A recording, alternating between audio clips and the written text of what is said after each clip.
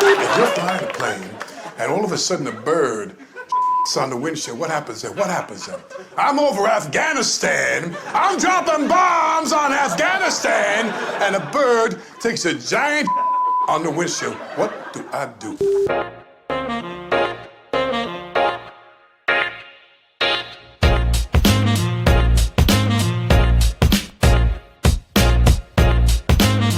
At the U.S. Navy's elite fighter weapons school compete to be the best in class.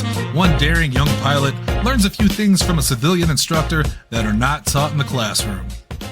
That's right, ladies and gentlemen. It's Extras and Epilogues, Hot Wet Summer Blockbusters. And tonight we're... Well, I don't know why you go to hot and wet every time. It's wet hot. That's where it's throwing you off, I think. I think it's that Little Caesars joke. It's hot and it's wet. It's hot. It's hot. Well, it's not wet. It's hot and it's ready. Tonight we're reviewing The Principal with John Belushi, and it's... Shit,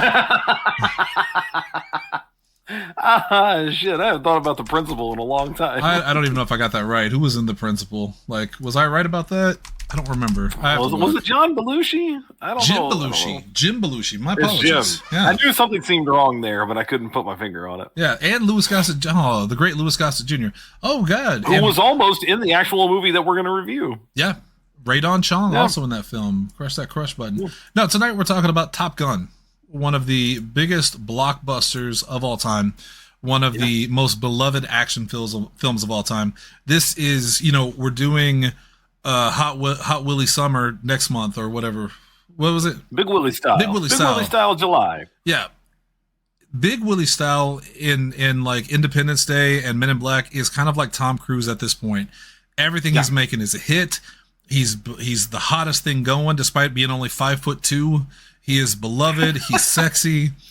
And he did have to wear some lifts in this movie. Kelly McGillis is 5'10" and he's 5'7", so there were definitely some times where they had to get him up there. Bad. I didn't realize that Tom Cruise and I were the same height. I knew he was short, but I didn't realize that it was the same thing until today.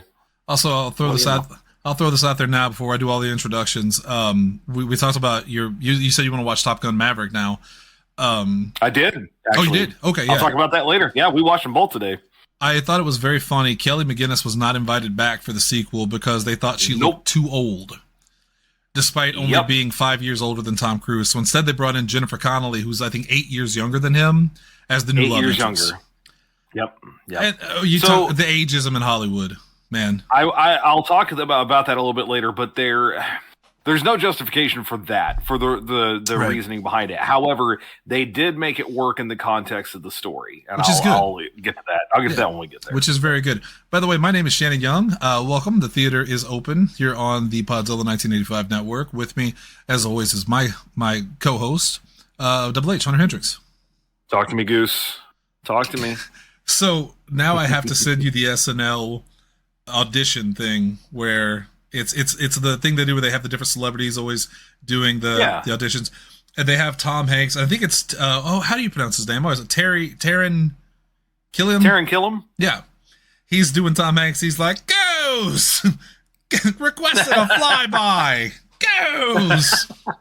Yeah, I have not seen this one. That's good. And that's what I was doing. It was Al Pacino saying, I'm flying over Afghanistan, and a bird shits on my window. Yeah. I see it. I've got the clip pulled up right now. I'm not gonna watch it right now. Right. I'll watch it later. But I think my favorite, that's good shit. The best part is Bill Hader as Harvey Firestein.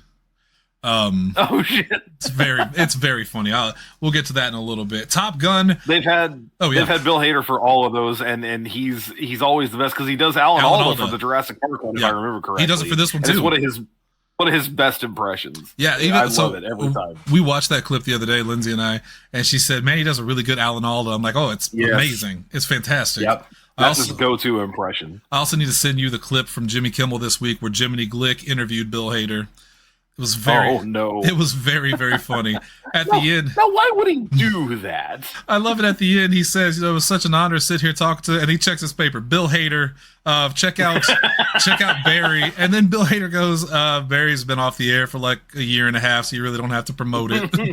And he says, "Oh, well, what are you doing now? Is it?" And he kind of looks at him and goes, And Bill Hader just loses his shit. That was very funny. Hey, we're talking about Top Gun tonight, though. Released on May 16th, 1986. It was a good year for films. Written by Jim Cash, directed by Tony Scott, who also did Beverly Hills Cop. I know he did Cop 2. Did he do part 1, or was that just part 2?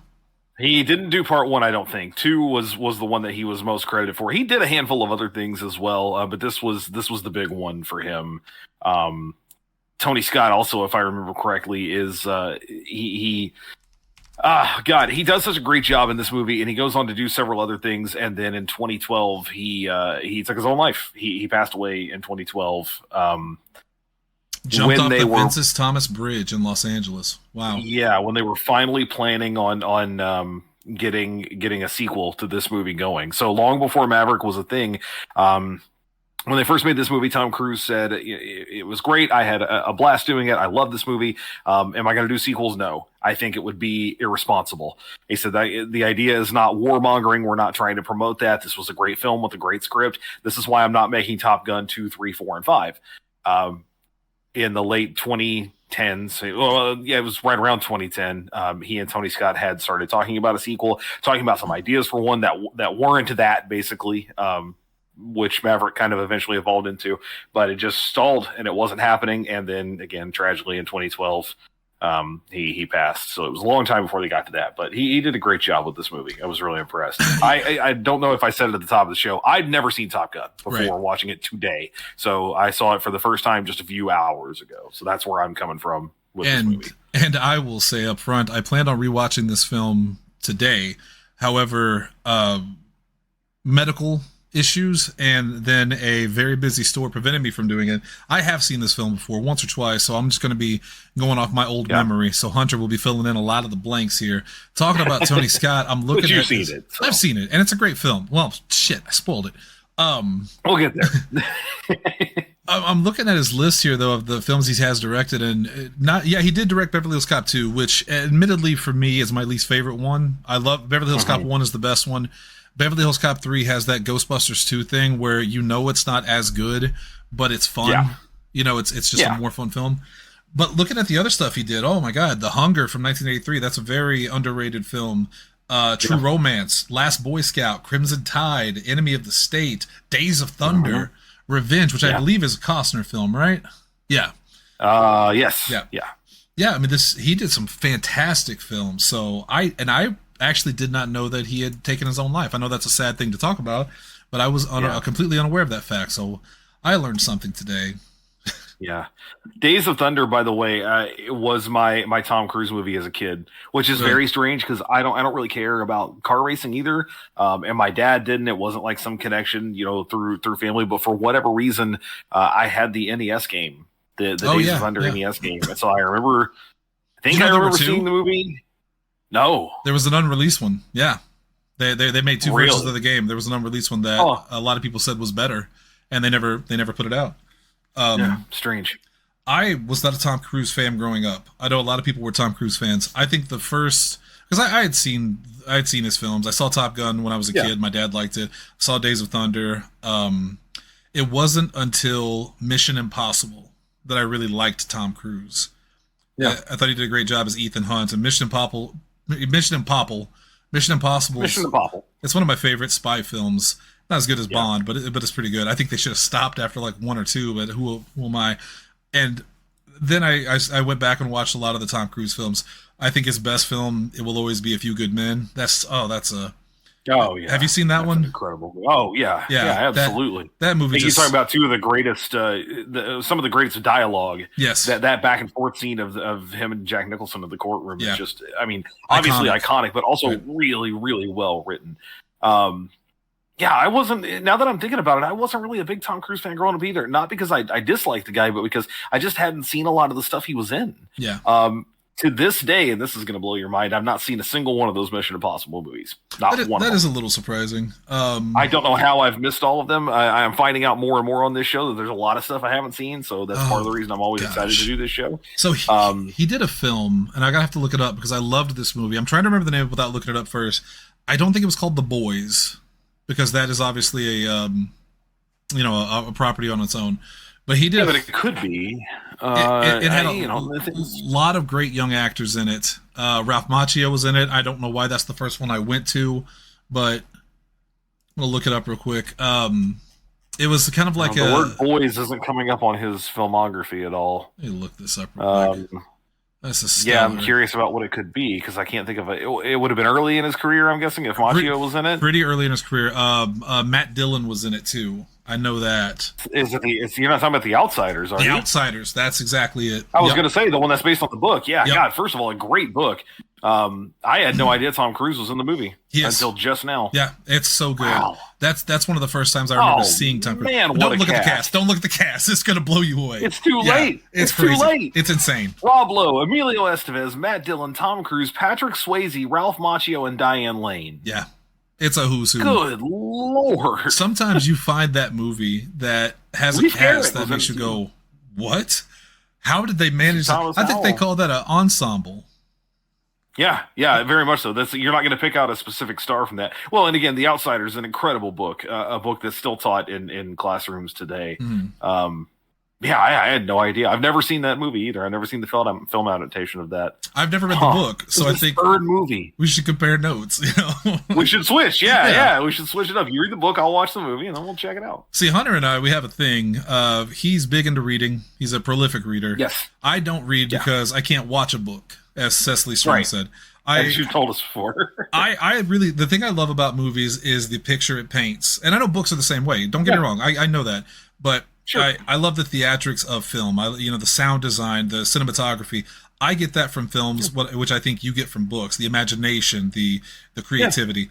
Well, and to be fair, I love both in different ways. I mean, a lot of what I read are fictional or nonfiction Hollywood set stories. I love reading stuff about movie making, and in fact, the book I was talking about earlier that I'm reading right now is essentially about that. It's fiction, but it's someone who's learning how to do wardrobe design on a film, and it's a whole thing. Reading for me is more functional. A lot of it helps me sleep. Most of the time I'm reading, it's right before I go to bed.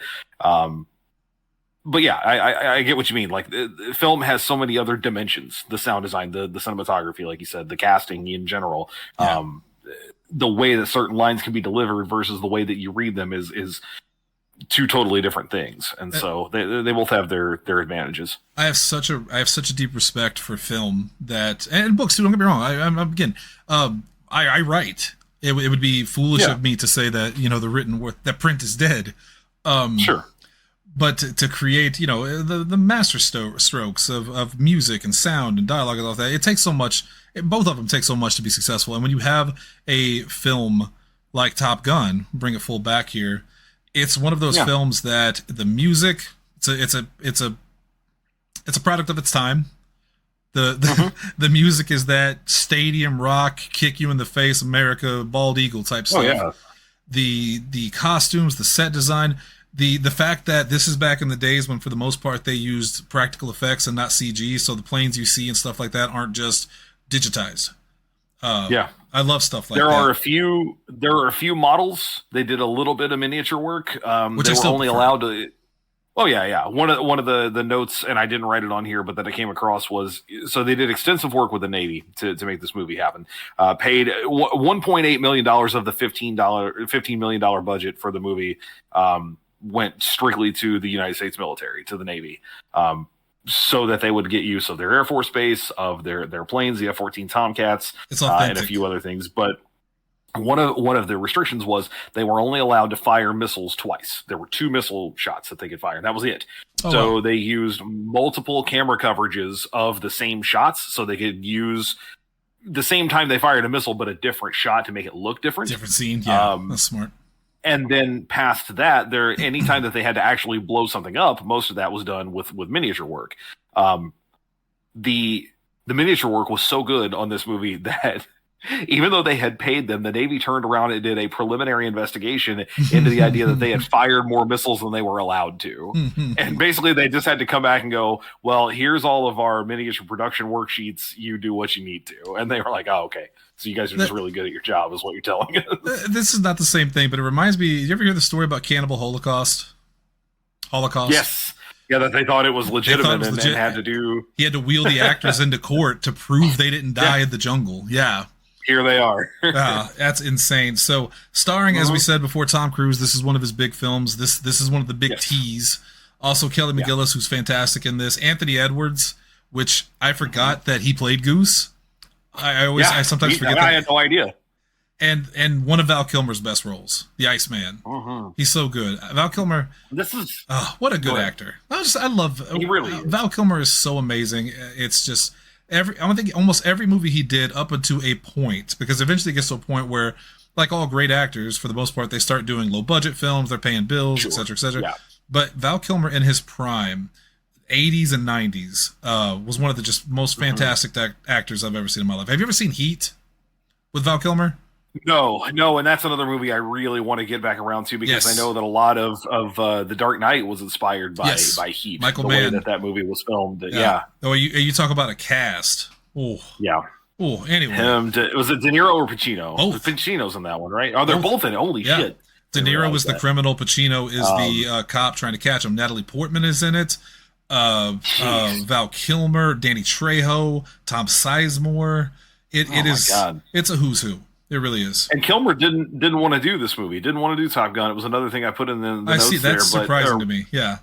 Well, so originally he read the script. It's not written in there, but specifically he went back to Tony Scott and was like, "No, this is terrible, man. Like this is the dialogue's awful." And Tony literally, as it says there, quoted him back, "Look, I know the script is insufficient, but it will get better. Wait until you see the jets." And basically when it was all said and done, he was very proud of what they had done and really enjoyed it, saying it was a blast and an education. This also, another thing I want to note before we move away from the cast, this is another one of those movies that you mentioned it often. The cast would not fit in the list that I put up here, the number of people who need to be mentioned.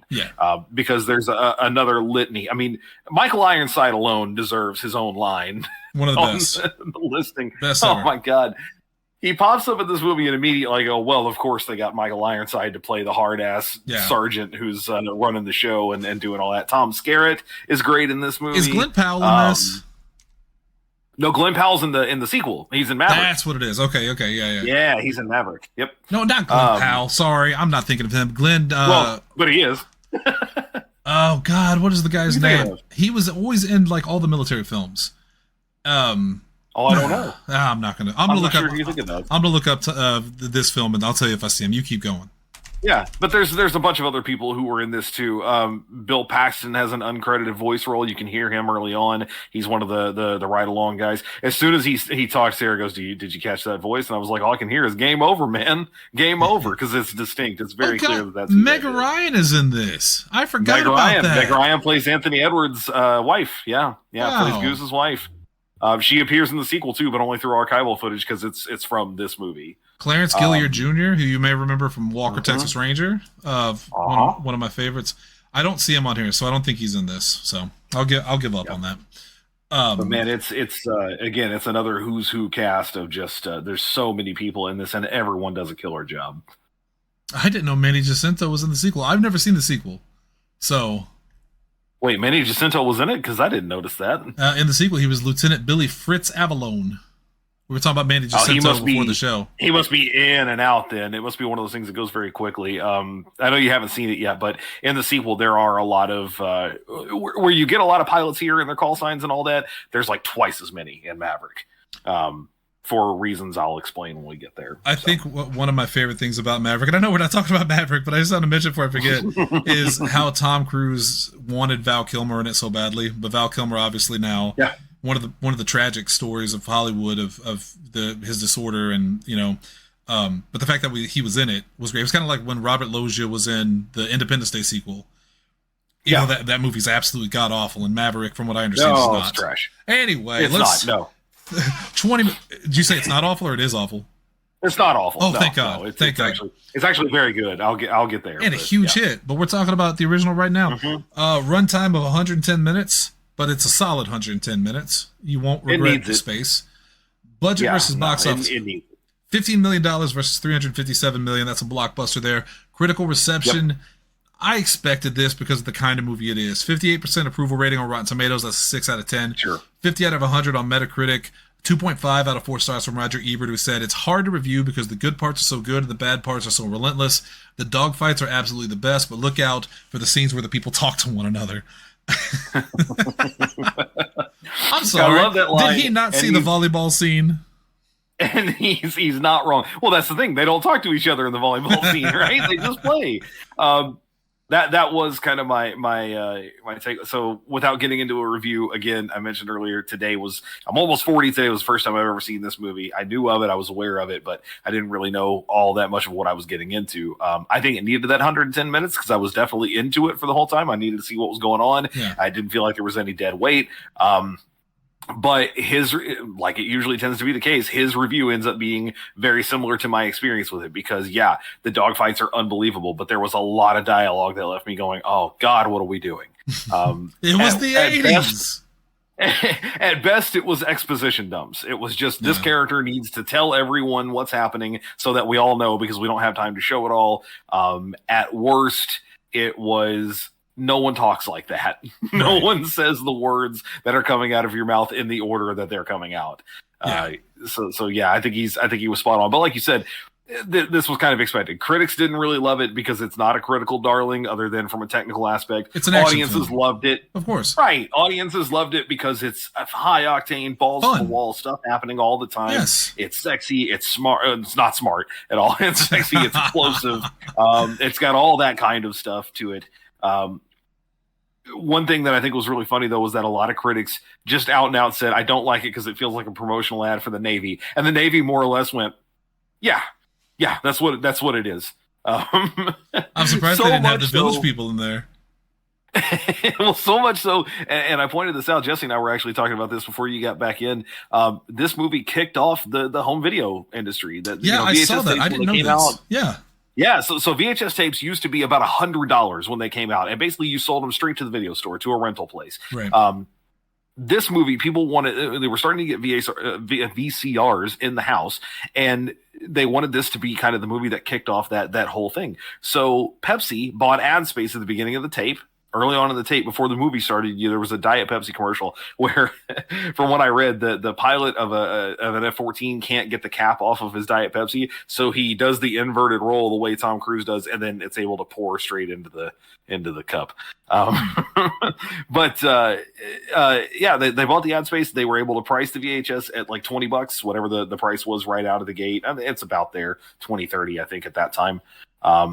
And so, yeah, it kicked off the whole thing. This movie, one of the things that they were going to do at the beginning, and in fact, one of the ways that Paramount wanted to pay off some of their debt to the U.S. government, the $1.8 million that they owed them, was, we'll let you put a recruitment ad at the beginning of the VHS.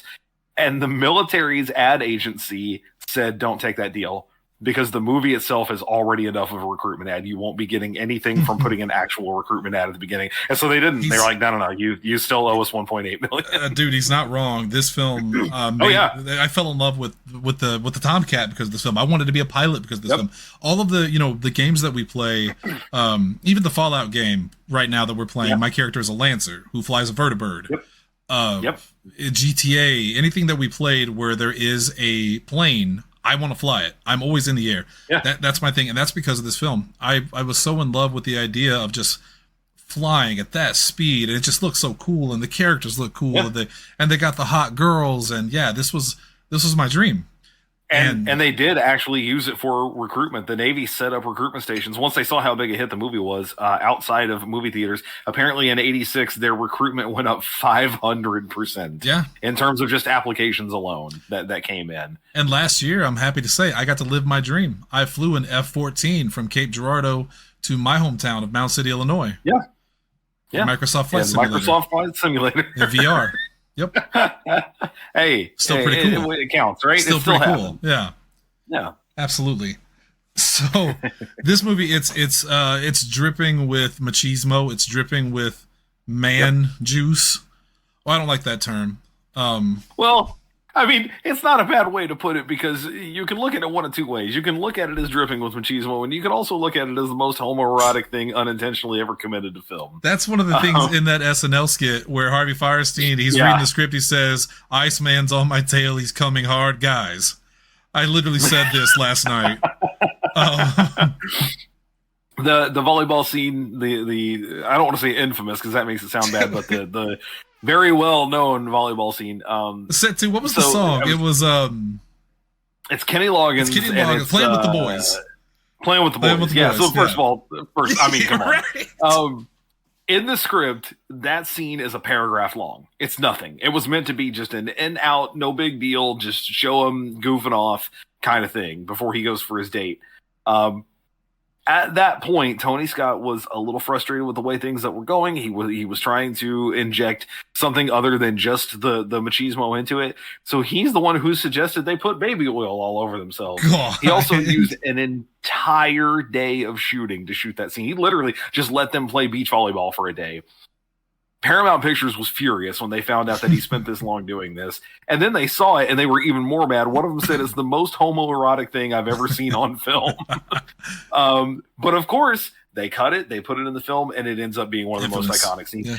One of the most iconic scenes from a movie full of real F-14 aerial dogfights. This dude's playing volleyball, shirtless. This dude's playing volleyball. Yeah. It's crazy. This is one of those things that this shows you when you take manliness to a extreme degree, it has such a chance of flipping on you and then turning into something gay. You know what I mean? Like something homoerotic. Something gay, no doubt. Yeah. What?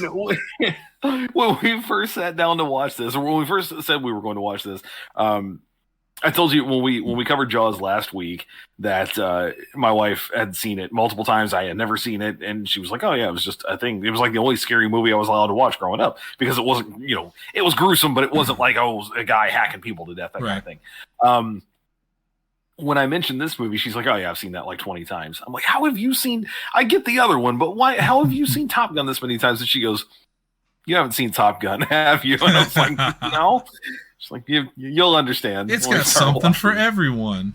Yeah.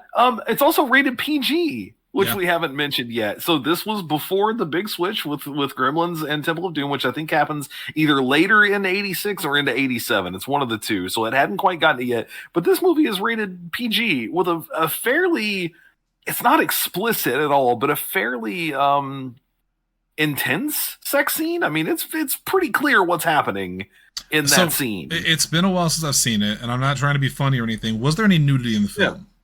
There was not. No. Okay. No, that would have immediately elevated it past that point. Well, what was Jaws rated? Was that R? I don't remember off that. It would have to be, right? Because in the very beginning, I didn't realize it until I rewatched it. There is very much a naked girl swimming. No. Jaws is rated PG. Yeah, 1975. There's a completely naked girl in the beginning. If you look hard enough, you see everything. Yeah. Yeah. Well, I guess probably, we have the benefit of 4K televisions and higher resolution. Sure do, I'm assuming in the theater you would not be able to have seen. It's very fuzzy. Things. Yeah. But yeah, this movie includes a pretty, which by the way, the sex scene and other thing, I read through a ton of the trivia for this.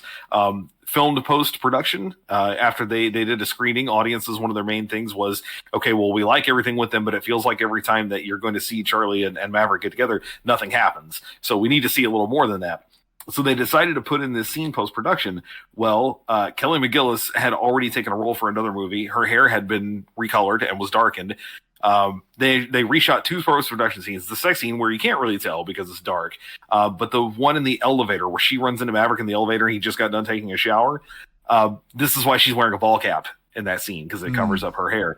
But Tom Cruise had also grown his hair out for another role, and I don't remember off the top of my head what it was. So his hair is significantly longer in both of those scenes. So he goes to her house for the day. His hair is kind of short. And the sex scene is darker, but you can tell it's significantly longer. And then he leaves and it's short again. The one thing about what you say about the 80s is they liked their sex scenes, and from what I'm told, and everything, man. Hollywood's heading back that direction nowadays, is what I've been told. Seems like it. Yeah. I have always hated sex scenes. I know this is a weird thing to say out loud. They're uncomfortable. I always thought that they were unnecessary. There are some films where sex scenes are absolutely necessary, but when you throw sex scenes into every film just because you're trying to titillate the audience, that's a little too much for me. Now, I'm the kind of guy, I love a naked woman and a naked man together doing things. But I have sites for that I look at when I'm bored or not busy. I don't need it in my films too, especially when you watch films with, I don't know, family members and you're a kid and as you're watching films like Top Gun with your family, parts like that come up, and your dad and your mom both look at you, and you have to look away because you're not supposed to see it. It's uncomfortable for everybody. You're watching a movie about fighter pilots learning to be good fighter pilots, and then that happens, and you go, well, what's this about? Well, I'd rather do that. And they're like, no, no. No, go fly a jet. No, go fly a jet. Don't worry about touching women. I like to think they put that sex scene in there not because they wanted more for the characters, but because they saw the volleyball scene and said, you've got to put heterosexual sex in there somewhere. You got to do something. You got to prove to us that this guy likes women. Oh Lord, it's intense. Yeah, I love the movie. All I can remember are the big parts, and I guess that is kind of indicative of what kind of film it is. You never forget the big parts. It's an action flick, and you can't remember the dialogue. Well, you're better off for it because, again, without getting into full-on review territory, that was my experience with this first movie. Was there was a lot of stuff that I thought was really well done. Again, all the dogfighting is very cool. Seeing the way that the program works and what they were able to pull off in 1986 was incredible. Sure. But yeah, so much of the dialogue is just so bad. If it's not military jargon, if it's not actually something going on with the Top Gun program, you're just cringing at listening to these people talk to each other because no one talks the way that they do. It's movie talk. So weird, man. It's so goofy.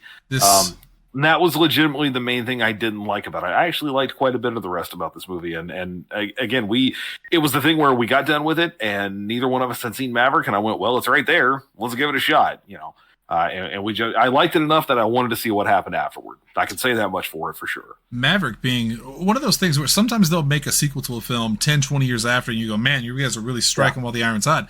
Maverick was what, 40 years?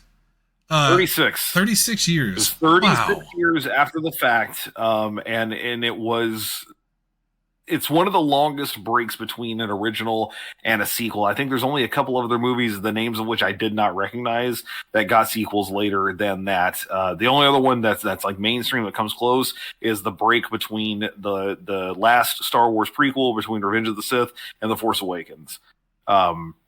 But this, 36 years between the two, which is an incredible jump, especially for a story that really very much follows the exact same characters, picks up right where it left off, but 36 years later. Yeah. And I mean, look, again, not to get ahead of myself, it works. I don't know if we'll ever cover Maverick on this show, if we'll ever have any big reason to. Maverick was even better than this movie. Maverick is one of the best sequels I've seen in a long time, and it had me literally just like riveted throughout pretty much the whole run.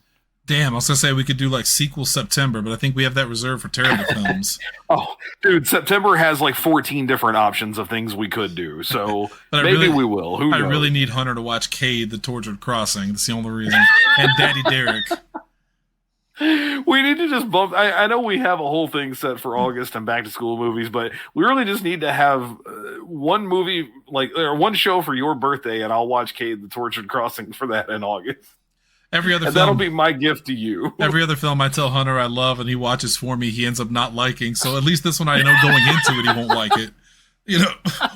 Somehow, that's not entirely true. Somehow this movie, you're going to be like, I actually thought it was better than I expected. And I quit the show. I'll quit the show. There was more there than I thought there was going to be. And I really respect impressed. Neil Breen as a filmmaker. Let's get to the reviews. You do though. That's the thing that you do. You said it a million times over. Yeah, until I watched that movie, the full thing, and I went, "Oh God." There's something different about it because I had seen full-length Neil Breen films before. I made my ex-girlfriend watch it. I don't think that's why she broke up with me, but it didn't help. And I think I always saw it, ironically. I was like, "Oh, this is so bad." But when you're watching it for a show where you're supposed to, as objectively review it as you can. You go, this is an abortion, and the Supreme Court is going to ban these things pretty soon. They're so bad. Won't be allowed anymore. Except in Idaho, Also, white men can't jump. I've said it a million times over, but I had to go back and look. You recommended it to me, and I loved it. It's one of my favorite movies we've watched for this show, so that's not always true. I got one for October. There are some times. One I want to watch for October for Halloween. Frailty. Okay. We talked about Bill Paxton earlier. It was directed and starring Bill Paxton. It's one of my favorite horror films. It's really I've heard good things. Yeah, I love it. Bill Paxton was a treasure. Anyway, let's get to the reviews for Top Gun. Okay. I'm going to let you say a little bit more than me because, again, I did not get to watch this film again. I'm basing this on previous watchings, but I always loved this film. I even bought, I had my parents get me the Top Gun game for Nintendo, which, if anyone's ever played the Top Gun game for Nintendo, is hard as bricks. So fucking hard. This is the only thing I knew about Top Gun going into it, is in terms of like media in which I had engaged in, and I played it when I was a kid. And it was so fun. I think that's why I don't like flying sections in games nowadays, because it was just so hard to play PTSD Top Gun. From Top Gun. Yeah, it wasn't a good game, but and now you can find it anywhere, any game store, my game store, anyone's game store for $1 or $2. It's not very expensive, but yeah, this. When I think of summer blockbusters, when I think of action films, Top Gun's right up there with the best of them. It's well acted in the sense that they acted well the script they were given. The lots of whiz bang action. Kelly McGillis is very pretty. Tom Cruise is very handsome. Val Kilmer is badass, and Anthony Edwards there too. He's pulling his weight until he doesn't. He's oh man, he maybe ends up being the most interesting and compelling character in it, I think, because I had no idea again what happens with Goose going into this movie. We didn't mention the ending outright. We didn't mention the story at all. So, I mean, what is there to say? Maverick and Goose get called out of the Top Gun program, which is like the, best of the best in the naval aviation program. They try to rise through the ranks of their classes. They do very well. They're right behind Val Kilmer's character, Iceman, and his, who's his gunner, or his backseat. Is Hollywood or Slider? I can never remember. Oh, I don't remember. I think it's Hollywood. Sure. Anyway, and before they make it to that point, basically Maverick and Goose get caught up in a jet stream produced by Iceman, but they never say that out loud. They go into a spin. They try to eject. Goose hits his head on the cockpit as they eject and dies, which again blew my mind. Yeah, because a lot of times. Yeah, well, like to give you a behind the scenes of this show. When I write up the notes for this show so that we have stuff to work with and we can go, through a listing of important things, critical receptions and all that, a lot of times I end up putting the ending on there before I've actually seen a movie. And I don't think that ever really colors my opinion of the movie, but it does give me an idea of what to expect. Well, this time I started doing the notes and then we started watching the movie and I was like, well, I'll do this later. I hadn't gotten to the ending yet. I had no idea what the plot of this movie was going in, other than just general, we're going to fly around in planes and shoot at each other. That's all I knew.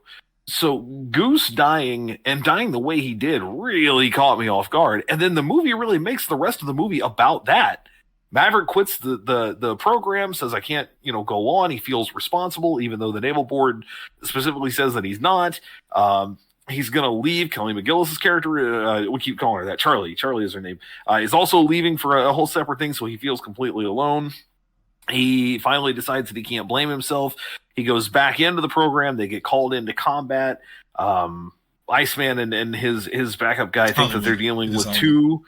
It is Hollywood. I thought so. Think they're dealing with two MiGs, which, by the way, the villains in both this movie and Maverick never said from a specific country. Doing their best to make it so that they release this movie everywhere. Right. The stars on their plane suggest North Korea, but apparently the only other countries to ever have F-14s were the U.S. and Iran. Anyway, not important. They think they're dealing with two. It turns out they're dealing with six. Maverick has to go up and basically save them. He gets 3 confirmed kills in the process, and he's hailed as a hero. That's the big deal. And then, of course, they say you can go anywhere. You can do anything. You're a hero. You're on the front page of all the papers. What do you want to do? The Navy's going to let you do whatever you want. And he goes, well, I'm kind of thinking about teaching. So he goes in to be an instructor in the Top Gun program, and he reunites with Charlie, and that's where it wraps up. Happy endings. Okay, well, back to my review. Yeah. Yes. We covered it. It's all out there now. This film also gave me one of my favorite parody series. It's both a parody of this and Rambo, but it was Hot Shots. Yeah, with Charlie Sheen. Yeah. Well, I love that. I love that film too. I probably love that more than I love Top Gun, just because I like silly. Fair. It's a funny film, but I'm gonna most people like Airplane more than they like. Oh God, what was the movie it was based on? Oh. I can't even remember. Like that's how I'm looking it up. Somewhat irrelevant it was. This is how good we are at our job. Because if you're watching Joe Bob Briggs, he knows everything off the top of his head. He doesn't have to prepare for anything. He just does it, but he also gets paid. So there's a big difference there. That's true. I think the only parody off the top of my head, like good parody, I'm not talking about all that bullshit, superhero 0 Hour. Stuff. 0 Hour. Thank you. That was the original. The only Mel Brooks parody that I don't like more than the original is probably Spaceballs. But to be fair, I also really like Spaceballs. Dracula Dead and loving it. It's fine. Oh, I kind of forgot that was him, honestly. It's fine. Yeah. I kind of forgot that It's got Leslie Nielsen, Steven Weber, and Amy Yasbeck. He probably also wishes it wasn't. Yeah. One thumb up for me. Just to cut through the nonsense. It's one thumb up. I really like this film. It's not my favorite film in the world, and there are a lot of problems. But if you're looking for just, hey, let's put a movie on in the summer and then let's go play Call of Duty, this is going to be the one you want to watch. So that is my contribution. Yeah. I'm also going to give it one thumb up. I waffled a little bit when I first started watching the movie. Even Sarah told me, like, hey, don't get your expectations too high. It's not great. It's not amazing. But there's some good stuff to be seen, and she was right. And for a little while, I was kind of on the one up, one down train. I was right down the middle. I was kind of like Roger Ebert. The good stuff's really good, the bad stuff's really bad. I could live without a lot of the dialogue. But much like, well, not much like, but similarly to Jaws, I think the movie really just completely flips in the second half. From the time that Goose dies, it becomes a different movie. Up to that point, it's just boys being boys, dick swinging jokes, playing with the boys. Yeah, it's Maverick hooking up with a woman he's not supposed to be dating because she's his instructor technically, and it's just sort of whatever. I didn't really think I was getting anything special, other than, again, the aerial stuff is incredible, especially for '86. After Goose dies, it feels like it becomes a completely different movie. It takes on a much more serious tone. Maverick has some real PTSD, basically, from holding his buddy dead in the water, deciding to go back into the program, having to go in and save the day. And again, in that final dogfight, he peels off at one point. When he realizes there's too many of them, his life is at risk, he disengages to the point that the Navy is talking about, basically court-martialing him. He could be, sentenced to prison when he comes back and all that, and then he swings back in and saves the day. Even then, the how do I put this? The pacing's not great, because you've seen Stripes, right? Bill Murray, Harold Ramis. Mm-hmm. Yeah. So Stripes, as a quick aside, is another movie that suffers from a weird third act. The first, act of the movie is just them deciding, I don't want to be an English teacher. I don't want to be a cab driver. I need to do something with my life. Let's go join the military, right? Then there's the whole farcical bit of them in the military and like figuring out they're going to wash out, and then, hey, we're going to ruin it for other guys. Let's get our shit together. And then the movie would logically conclude when, hey, they get their shit together and they do well in the parade and the exercises and they get to join the army, right? Do you remember the third act of Stripes? No. That seems like it should end right there, right? That seems like that should be the end of the movie. Sure. In the third act, Murray and Ramis's platoon is and I don't remember why, because they also had those little dalliances with the MPs, the women. Their platoon is assigned to watch over this like secret weapons program. It's built into a Winnebago for some reason. And like the Russians try to steal it, and they have to get it. It turns into this very serious like spy thriller kind of thing, and it's so weird.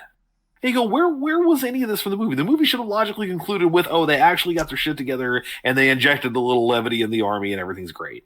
I was worried that was going to happen with this movie, because by the time that they graduate from the Top Gun program, that should be it, right? They graduated, they succeeded. Literally a day later, they get shunted into combat, and I thought, oh, here we go. There's no way this movie doesn't end on a dogfight. And of course, it's got to be that, because up to this point, it's all been fake stuff. It's all been training exercises. You don't actually shoot the other people down because they're people in your classes. And so it did feel a little forced of, we have to have a reason for Maverick to go get to fly a plane and shoot down the bad guys. But I'll be damned if it wasn't cool. I mean, just watching F-14s fly around and shoot missiles at each other is just awesome. And it's that classic heroic moment. I also felt like one of the things that I was critical of it early on, and I said this to Sarah as we were watching it, this movie loves its fucking soundtrack. Oh yeah, and the soundtrack is great. Man, don't get me wrong. Danger Zone is an incredible song. It's going to be stuck in my head for a week now. I legit, that's on my playlist. Playing with the Boys is on my playlist. I love that song. Berlin's Take My Breath Away, a classic love song. It's sung so differently from other love songs at that time. It's very sort of pleading instead of very, uplifting. it uses a lot of other classic songs like Otis Redding Sitting on the Dock of the Bay, Great Balls of Fire. It's a great soundtrack. But especially like Danger Zone, for example, gets played, and it's a song that's lyrical. So it's always recognizable. It's always got lyrics blaring along with it. At every air show. Played underneath. Yes. And it gets played underneath so many shots that I kept thinking it's undermining the intensity of the scene. Like the scene would be better if I didn't have that song underneath it. I can hear it in my head. I don't need to be told every single time this is what you should be hearing and thinking about. So, and then Take My Breath Away becomes basically Sarah said it's the theme for Charlie and Maverick. So pretty much from the time they get together, every time you see them, that song is playing in the background or underneath what they're doing. It's a little too much. Compared to when they get to the end, they use that Top Gun theme pretty regularly, that instrumental theme. There's some actual like score instead of soundtrack. It's much better. So did I have my problems with it? Yes. Did I think it was, for the longest time, I thought it was going to be one up, one down. I had enough problems that I thought it's not great, but I'll be damned if I didn't leave this movie having a good time. Yeah. I mean, for as bad as some of the dialogue is, and so for as baffling as some of the choices are, again, the actual doing of the things, flying the planes, beating the bad guys is just so compelling and so much fun to watch. So yeah, it ended up on a one thumb note for me. I'll say this again, if we're not gonna, in case we don't review Maverick, we watched Maverick right after watching the original. Maverick is a rare situation where a lot of times when you get a sequel to a long dormant franchise, the sequel is not really that great. It's fun, it's okay. Yes, it's not a great comparison, but there was a sequel to Super Troopers, which I think a lot of people just straight up forgot happened. I did. Because the original was a cult classic. It was so funny. The second one came out and really just came and went. It's not great. I don't remember much about it. They become mounted police in Canada for some reason. It's fine, but it's not something you're going to think about much after it happens. Maverick is in every way a better movie than the original Top Gun. And it's wild how much better it is. And I'm saying this coming from literally just saying, I mean, Top Gun, I'm giving a single thumb up to. I think it's a good movie. Maverick is a fucking great movie. It's a way more compelling story. It gives more reason to everything that's happening rather than just people in a flight school and then what happens afterward. It follows up on the characters in a satisfying way. I will tell you up front that they very much treated Charlie as a Bond girl. She is literally never mentioned one time in the entire movie. The new love interest, that's played by Jennifer Connelly, feels, if you're not looking for the subtext to it, you're going to think, because Sarah said this too when it was over, it was the only thing she didn't like about it. You know, where did this character come from? Why do they seem like they have so much history? Why is nobody talking about Charlie? Well, I can't answer the last question, but I will tell you this, and I think it's helpful to know this, or it would be helpful to know going into it. In the original movie, there are jokes made a couple of different times about how Maverick had dalliances with an admiral's daughter, and her name was Penny. They used this name a couple of times. Meg Ryan playing Goose's wife says, "Oh, you know that time that you spent with the admiral's daughter," while they're at like a bar with Charlie, and he's like, "Hey, okay, don't talk about that right now." Jennifer Connelly's character is that character. Her name is Penny. And it's never said explicitly, but the intention is that she is playing this person with whom he had a history. They have a conversation at this bar where they mention pretty explicitly that they've had an on and off kind of relationship. So they do tie it back in. But yeah, Charlie's never mentioned. Which, I mean, to be fair, it's not like they got married. She was just a girl at the time. It's not the point of the movie. I've had plenty of loves that I don't talk about on this show. For legal reasons. Not to spoil too much for you, because I hope you will watch it. It's very good. I read so when this film came out, I read the synopsis because I didn't know if I wanted to watch it, but I do. Right. Yeah. So for the listener, it's said that when we catch up with Maverick, he's a test pilot. It's said that after that, you know, the ending of the previous movie where he had gone to be a Top Gun instructor, that lasted 2 months. He wasn't very good as a teacher. He didn't want to teach. It didn't work very well for him, not like he thought it was going to. He chased her there. And so when that washed out, so did their relationship, is what it's implied to be. But it's a technical marvel. I mean, it's crazy to watch how much of this is not done with CG. These people are actually in these planes. They're not generally flying them, of course. Somebody else does the flying, and they're in the back, and they're made to look like they're in the front, whatever. But it's a technical marvel. It's a really cool and interesting story. even if you kind of know where it's going, it's still fun to watch. And even just the scoring is done better. Hans Zimmer did the music for it, so the score is really, really well done. Really, I keep using the word compelling, but I don't know a better way to put it. Yeah, it's a movie I would sit down and watch again right now. I had a blast watching that sequel, and I think it doesn't work without the original, because we said a couple of times watching Maverick, neither of us had seen it. If you had not seen the original movie, there are several, not just references, but things that would make you go, what's happening? Like, they do a sweeping shot of him pulling the cover off of his motorcycle, and it's clearly the motorcycle from the first movie. If you're watching Maverick and never having seen the original, you go, all right, it's an old bike. Why is this Kawasaki a big deal? But yeah, it's really good. And I honestly think that I'm trying to be as objective about the first movie as I can without using the second one to color my opinion of it. But I do think it elevates it in a lot of ways. So, yeah, I give the first movie a single thumb up. I'm going to tell you right now, just so you know, I'm giving Maverick 2 thumbs up in case we ever cover it. And I think as a package, they work really well together. They made for a really great afternoon for the both of us, back to back. How the hell does Anthony Edwards get Meg Ryan? Well, have you seen Meg Ryan in that movie? Because she has the craziest She's got hair. the 80s hair. Yeah, I know. She has the super 80s hair. All right, so you mentioned he's got that shitty little mustache. It's terrible. It says drew that on. Miles Teller. So you said you read it. Miles Teller plays his son. He plays Bradley, the kid from the first one, but now he's grown up as a pilot, right. And he also has the shitty little mustache. It's wild how much he looks like he could be Anthony Edwards' son. It's crazy how much he looks like him. So what would you pick? Stripes or Spies Like Us? Which is better? Stripes. If only because I've actually never seen Spies Like Us. I have seen it, and I also picked Stripes. And I'm still right? Yeah. Well, Stripes is unironically one of my favorite comedies from the 80s, and I have not seen it in years. It might not hold up at all. It's Ivan Reitman. It's Murray. It's Ramis. I mean, it's a lot of Ghostbusters right back together. Yeah. John Candy is in it. Yeah. Judge Reinhold, John Larroquette. Is that Spies Like Us? I might be getting mixed up. I think he's in Spies Like Us. Okay. I can't remember who else. Somebody else is in Stripes. Stripes was one of those movies I've mentioned on, if not this show, other shows before that. My dad had a collection of VHS tapes that were kind of my go-to on weekends when I was with him in that time that my parents were divorced. And so it was Ghostbusters, it was Jurassic Park, it was Tombstone, it was Raising Arizona, and it was Stripes. And I watched those on repeat, basically. So of those, how many have we reviewed now? All of them but Stripes?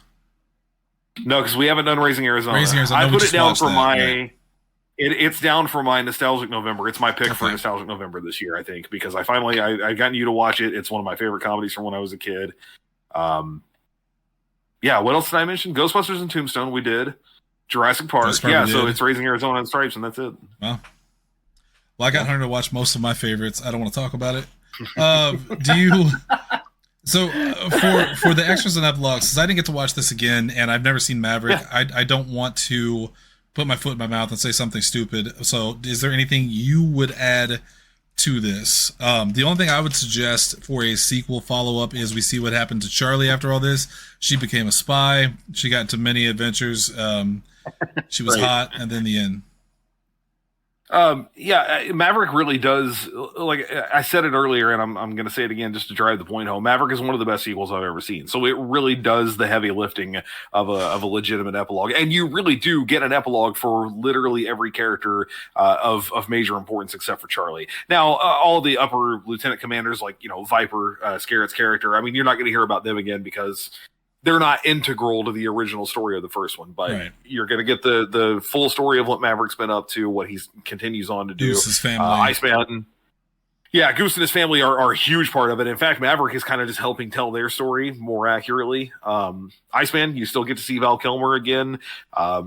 His character has throat cancer, and so he types on a screen. He does get to talk very limited, and they actually used basically a voice modulator that would represent his voice, which is really interesting. But it was crazy to get to see him on screen again like that. It just does a great job of following up on everything from the previous one. So this is one of the few times where I'd say outright, I don't think there's anything that I would add. the only way that I could inject something in here would be to do what happens in those interim years. I mean, I think that's what it would be. The actual epilogue would be what happens between when the original film ends and when the most recent one picks up. Because you got 30-something years there that you could work with. We know that they say in Maverick that Maverick has refused promotions several times. He could be a full 2-star admiral, rear admiral by that point. He has remained captain the entire time because he wants to keep flying. So, yeah, I mean, I think there's a bunch of stories that could be told there. It'd be hard to do on film because Cruise is not going to want anybody else to play him, and rightly so, I think. And he's not young enough to do it without some serious de-aging, which might look weird. But, I'm sure there are a bunch of stories to tell there. Hopefully don't try to pull that Independence Day Resurgence, I think it was called, where they have the son of the character everyone liked the most from the first film because he didn't want to come back for the sequel. So instead of having Will Smith, they have Will Smith's son. And it's like, oh, boy. Well, this is not that. No. This thing you've given me is not that thing I wanted. Maverick does, again, a really great job of say what you will about Miles Teller. I've heard he's a weirdo. You got to get to White Castle before he shows up. But he does a really great job of evoking the feeling of the way that Anthony Edwards played Goose as a character. His call sign is Rooster. Yeah. So, but yeah, he does a really good job of following that sort of through line. And of course, again, a lot of the story is about how basically Cruise has been watching out for him from afar, but it's been more interfering than it has been helpful. And then they have to learn to work together, and it's a whole thing. Yeah, it's a whole thing. So, all right. I was very impressed. The first one is good. The second one is great. That's what I'll say about it. Which is really weird because so often it goes the opposite way. Yeah, but this was a big departure from that. I can think of a couple movies, especially where the first was good and the second was great. This film, I think Star Wars, Gremlins for sure, Gremlins 2, an all-time classic. All right, he agreed to it. That's on audio. I wouldn't say great, but it is better. It's better than the first one. I'll give you that. I think that's going to do it for us here tonight on this one. That's a good one, and that ends Hot Wet Blockbuster June. Wet, hot, E&E summer is a 3-month terminology. This was just Blockbuster June. The whole idea for this month was things that kept people going. By the way, I didn't mention it outright. But a big part of the reason that this movie fits that perception here is not just that it made a ton of money. This was another movie that had people lined up around the block for the 80s. We had a representative for the 70s, 80s, and 90s. Jaws, Top Gun, Jurassic Park. What was this the other movie? One? It took. We never did get to a fourth. Remember, we missed a week. Oh shit! We were gonna do Titanic, and we never got to Titanic. That's right. Yeah. Yep. This movie, when it was released in '86, it took 6 months from when it came out in May all the way toward the end of the year before it saw any sort of slip in box office numbers. 6 months, it had the same number of people every weekend coming to see it. Well, and then it's insane. And then Maverick, when it came out, of course it was a big blockbuster, but everybody thought, 30 plus years is the audience going to be there for it, and then an insane blockbuster, one of the biggest. It's Tom Cruise's highest grossing movie ever, and it just came out 2 years ago. Over $1 billion to the box office, and it didn't release in China, which is unheard of today. To make over $1 billion and to not come out in one of the biggest film markets in the country, in the world. Is insane. I hate to say China is such an integral part of movie successes. Again, I talk about the Warcraft film. I'm a big fan of the Warcraft film. Didn't do great in America. Did gangbusters in China. China has a hold on the industry to the extent that John Cena is making apologies in Mandarin because he doesn't want to upset them. I mean, there's a reason that some of those terrible Transformers movies and shit like the Avatar sequel are still making billions of dollars. I'm looking at the highest grossing films of all time here because I was curious where Top Gun ended up there. And it's 12th all time top from in 2022. Adjusted. It's 12.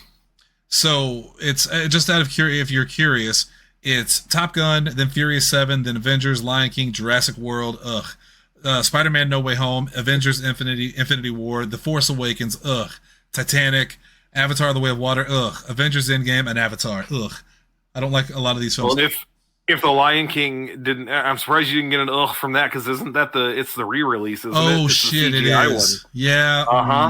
I looked at that list a while back ago, and at first I was like, wow, man, of all the Disney animated movies, and now we're like, no, that's not what that is. I'm also it's shocked. The weird CGI one where they have no facial expressions. I liked this film. I know you did not, but I am genuinely surprised that the Super Mario Brothers film is so high as it is. I didn't think it made that much money. It's up there, man. But it made a ton of money. And goddamn, I'm looking at these films.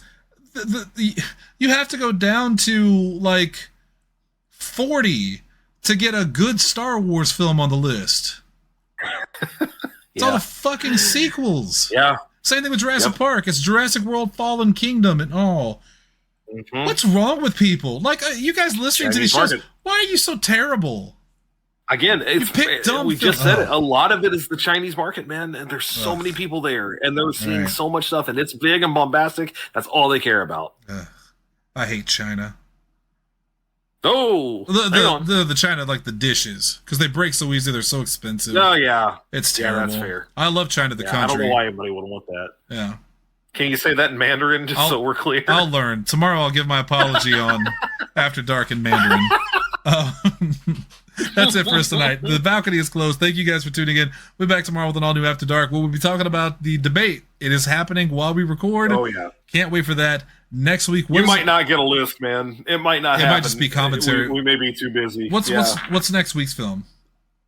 Well, okay. If we're gonna do them chronologically, so the 4 films that we picked out from Will Smith's career from Big Willie style July, it's gotta be Men in Black, were right? Bad Boys, Independence Day, Men in Black, and Wild Wild West, which was the only probably bomb, but it don't matter, right? Because I like Wild Wild West. So. Yeah.